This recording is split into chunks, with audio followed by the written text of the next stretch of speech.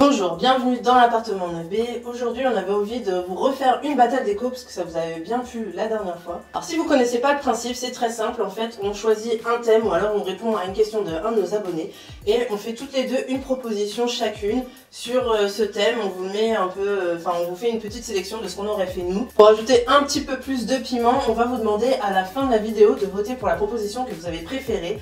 Aujourd'hui le thème qu'on s'est fixé, c'est comment aménager un coin bureau sur le thème scandinave. Déjà, avant de commencer, je voulais dire, ça fait longtemps qu'on n'était pas à deux en vidéo. Ouais, c'est vrai. Sinon, ça change un peu. Enfin, ouais, bref. Alors, en fait, on a tout mis sur l'iPad comme la dernière fois pour se remémorer ce qu'on a choisi. Donc, si je regarde un peu en bas, c'est parce que je regarde l'iPad. Donc, pour commencer, moi j'ai choisi un bureau d'inspiration scandinave, mais je vais le traiter de façon pastel. Donc, c'est le grand thème de mon choix en fait. Donc je me suis inspirée un peu de ce qu'on voit en ce moment sur le côté de la mode. Vous allez voir, je me suis inspirée des couleurs qui sont plutôt vers le mint et vers le rose nude, un peu nude pêche. Et du coup je trouve que l'association des deux couleurs ensemble ça marche plutôt bien, et pour une décoration scandinave pastel ça fait quelque chose d'assez poudré, d'assez comment dire, c'est super doux en fait. Ouais, ça, une ambiance assez douce et plutôt qui va être dans un côté plutôt féminin. Tout ça pour vous dire qu'on le retrouve beaucoup dans l'univers de la mode en ce moment et qu'on peut aussi le décliner dans la décoration. Donc la pièce maîtresse de mon décor, c'est un bureau que j'ai choisi. Alors ce bureau il est assez cher parce que c'est un bureau déjà qui vient d'une maison d'édition qui s'appelle Arthos et dont le leitmotiv en fait c'est de privilégier la fabrication française ou européenne et de privilégier des meubles vraiment de qualité. Donc moi j'ai choisi ce bureau là pour ce côté là, un peu pour avoir quelque chose d'un peu différenciant, parce que déjà c'est pas de la production de masse, donc c'est sûr que c'est un bureau qu'on va pas retrouver chez tout le monde, mais donc le petit inconvénient c'est le prix. Et je l'ai choisi parce que j'adore la ligne plutôt épurée du bureau. On peut facilement le caser dans un salon ou dans une chambre par exemple. Et le détail des pieds assez fuselés, c'est ça? Ouais, fuselés. Des pieds fuselés de la couleur mint pour après rappeler mon inspiration. Avec le mélange de bois, ça va vraiment dans le côté scandinave. Je voulais juste vous préciser sur le bureau que j'ai choisi. J'ai trouvé ça vraiment intéressant d'avoir des tiroirs où on peut mettre par exemple les éléments qu'on ne souhaite pas afficher, qui sont un peu moches par exemple. Et j'ai trouvé vraiment sympa aussi d'avoir ces étagères où on peut aussi mettre des petits bibelots ou des petits objets qui nous font plaisir, qui nous rappellent des bons moments, mais qui vont pas trop nous divertir quand on va travailler. Alors, je vais vous montrer que j'avais choisi pour aller avec ce bureau un premier fauteuil que j'ai trouvé sur la Redoute, mais finalement j'ai changé d'habit et il s'avère qu'on a choisi la même chose. Sans se concerter, voilà, c'est ça. C'est chiant. Hein. On n'est pas sûr pour rien en fait. Ouais, c'est ça. Mais finalement j'ai choisi une autre chaise sur un site que je connais pas du tout. Donc si vous connaissez un peu les chaises IMS qu'on voit un peu partout en ce moment, et donc j'ai choisi rose pour aller dans l'ambiance que je vous ai montré au début. Donc là j'ai volontairement choisi une chaise moins chère parce que clairement si ça passe de mode, on sera un peu moins dégoûté de s'en débarrasser ou de la changer, ou enfin de la mettre ailleurs par exemple.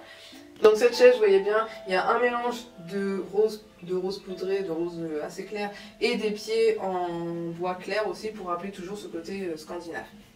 Donc dans l'inspiration, j'ai voulu rajouter du cuivre.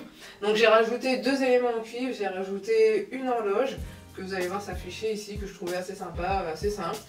Et j'ai rajouté des pots à crayon que j'ai sélectionnés aussi en cuivre, un peu cuivre martelé, pour faire un côté un peu sympa et donner un peu plus de chaleur à ce bureau assez simple finalement.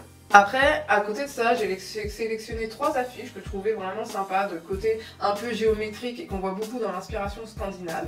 Pour accrocher sur le mur, j'ai choisi un espèce de porte-document assez simple aussi, avec toujours des lignes très droites, très simples, pour toujours le côté scandinave, où vous allez pouvoir afficher vos cours, vos documents, etc. et que ça reste quand même bien rangé. Et pour terminer, j'ai sélectionné sur ici un plateau que je trouvais assez sympa, où on peut mettre ses feuilles, des enveloppes, des stylos, etc.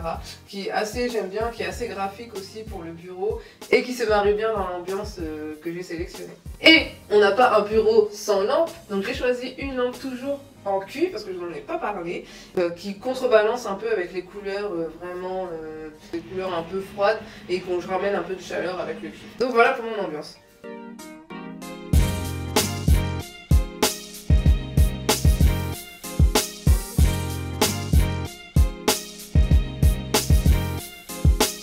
Donc maintenant on va passer à mon ambiance, alors toujours dans le scandinave, moi je l'ai réinterprété plutôt dans le côté motif géométrique et moi j'ai décidé d'aller dans le total look noir et blanc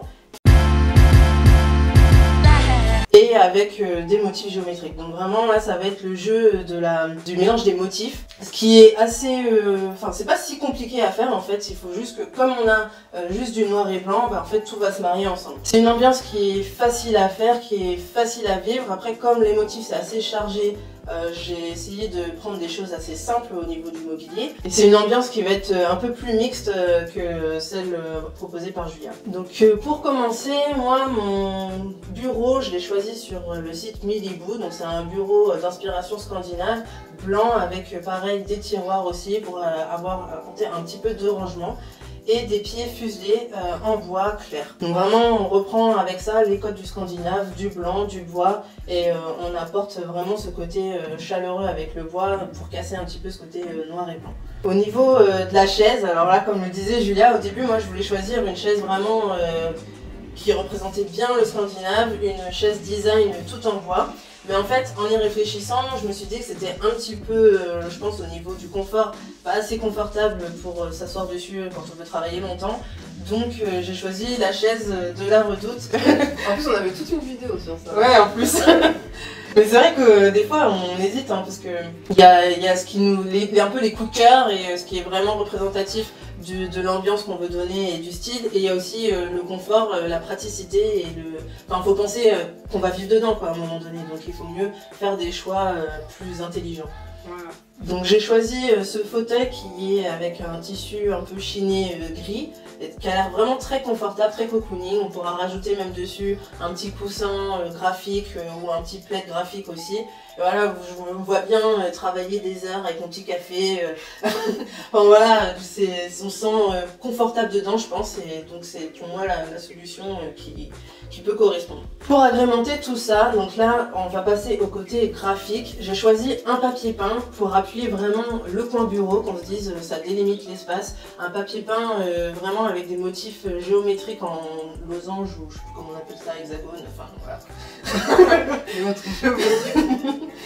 Et toujours pour délimiter l'espace, j'ai choisi un tapis avec les fameux petits signes plus qu'on voit souvent dans les inspirations sur Pinterest et tout ça. Moi c'est vrai, c'est vachement bien ça. On le voit un peu partout. Et voilà, ça va vraiment faire le contraste entre le papier peint beaucoup plus blanc et le sol un peu plus, avec une dominante noire. Au niveau des accessoires, alors j'ai choisi deux lampes, enfin une lampe de bureau pour vraiment éclairer précisément la zone de travail. Et donc là, cette lampe, elle est vraiment sympa parce qu'on dirait en fait un espèce de tuyau de plombier avec l'ampoule qui pend toute nue, et ça c'est vraiment typique aussi du scandinave, c'est le côté un peu dénudé, très simple, très épuré, minimaliste avec l'ampoule nue. Donc ça je trouvais que ça se mariait bien dans le décor. Et aussi pour rajouter un petit peu de graphisme plutôt au niveau de la hauteur, j'ai choisi de mettre des suspensions, là toujours noires, un peu comme des lampes cage. Vous en avez plusieurs, je crois, chez Leroy Merlin, enfin il y a pas mal de sites qui permettent d'en trouver à tous les prix, donc vous pouvez vraiment vous éclater. Moi je trouvais qu'il pouvait faire bien, c'était d'en mettre 3 ou 2 et qui pendent vraiment au-dessus du bureau. Ah ouais, c'est bien ça. Toujours dans les accessoires, j'ai sélectionné un panier à linge avec des quadrillages noirs et blancs. Donc je me suis dit que ça allait encore rajouter du rythme à mon décor. Et en fait l'astuce c'est de détourner voilà, ce panier à linge pour en faire une corbeille à papier. Donc ça va faire un côté en plus oversize parce que les paniers à linge c'est assez grand. Mais je pense que ça peut ajouter encore un peu plus de style au bureau, quoi, ajouter plus de caractère. Et pour finir, pour décorer un petit peu les murs, donc malgré qu'on ait le papier peint qui est déjà assez présent, j'ai décidé de rajouter encore des tableaux toujours graphiques. Donc avec des formes géométriques, des ronds, des triangles, toujours en noir et blanc, comme ça appuie bien jusqu'au bout le décor. Au final on aura vraiment que du noir et blanc et avec du géométrique, des toutes petites touches de bois pour vraiment se rappeler le scandinave. Et pour ajouter un tout petit peu de couleur, j'ai décidé de prendre des pots à crayon et un vase en couleur or, comme ça, ça ajoute un petit peu le petit peps, le petit détail qui attire l'œil. Et non, mais je suis pas d'accord, c'était pendant le PowerPoint ça. Mais si, mais j'ai pas eu le temps de le mettre. Ouais. Ok. Voilà, c'est tout pour mon ambiance. Vous aurez le récap là juste après.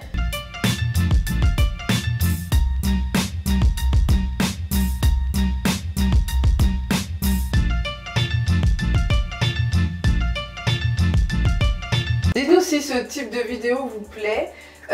En tout cas, n'oubliez pas de voter pour la proposition que vous aimez le plus.